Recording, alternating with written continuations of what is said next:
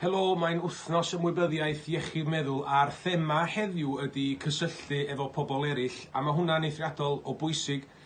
Cadw mewn cysylltiad efo teulu a ffrindiau, dim ond helo, dim rhaid bod na fwriad i'r sgwrs, dim rhaid fod na unrhyw reswm. Mae deud helo a gofyn sut ath y ddiwrnod di, neu beth ti wedi bod yn neud heddiw, neu ti isio cyfarfod, neu be bynnag, mae'r pethau bach yna i bobl sydd o bosib angan, jyst rhywun i'n godi llaw, rhoi llaw na allan a dweud, hei, dwi efo chdi ddoni am be bynnag sydd angen i wneud. Mae cadw mewn cysylltiad yn enwedig dros y flwyddyn diwetha wedi golygu y byd i nifer fawr iawn o bobl yn deulu ac yn ffrindiau, a felly mae'n bwysig cofio hynna, dwi'n meddwl, drwy'r adag. Mae cysylltu a cadw mewn cysylltiad yn gallu gwneud byd o les i rywun sydd o bosib ddim efo unrhyw